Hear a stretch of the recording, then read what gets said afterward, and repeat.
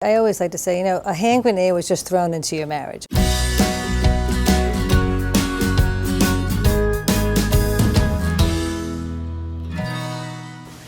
After a couple experiences an affair, is recovery even possible? I mean, is there a way for a couple really to heal and recover from an affair?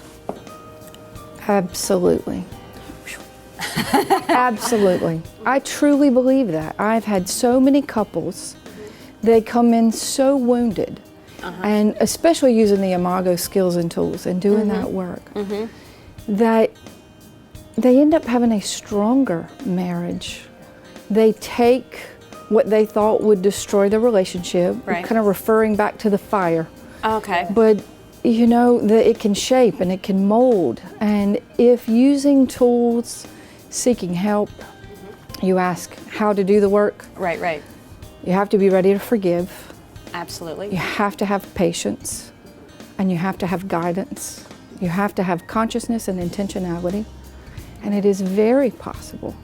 Some of my couples have the most beautiful, powerful, spiritual relationships, and a new relationship.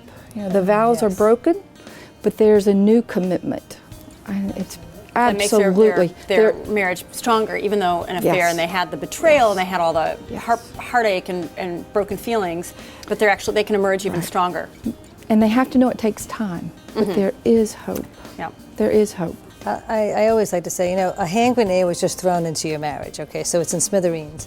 Now you have the opportunity to pick each piece up, decide what you want to put into it, and start building up a new foundation for a much better and a much more intentional and conscious relationship. And it's awesome, because these couples that work through and get to the other side have stronger relationships, I think, than most couples. It's like what kills you, what doesn't kill you makes you stronger. That can be true.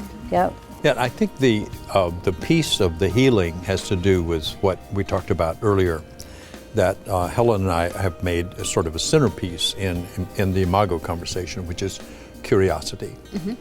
That, as we've said earlier, people who are experiencing feeling connected don't have affairs.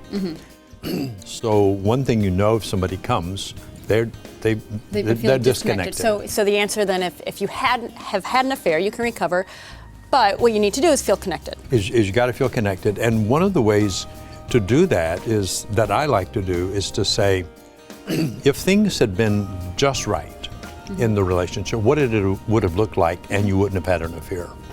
So it's sort of a way of rooting out the missing piece in the relationship, and the answer to that is always if we'd felt closer, if I'd have felt more like I was seen by my partner, if we'd spent more time together. It's always a relational issue. The affair is a symptom of the relationship not being vitalized by contact, information, and heart and emotions rather than the sex and the other stuff that people often tend to blame it on. Yeah, right. That makes sense. I think of an affair as an attempt at love, but it's a spurious love. That inevitably the couple's journey is that two people are attracted to each other across the crowded room sometimes, and they're drawn to each other, and they think they're with the partner of their dreams, and inevitably that becomes the partner of their nightmares. And so the job and so that always happens, and so the job of a couple is to grow intimacy over the years, over the days, weeks, months, and years, every day, every week, every month, grow into deeper intimacy. And so affair can really be a catalyst, a wake-up call that, whoops, we aren't.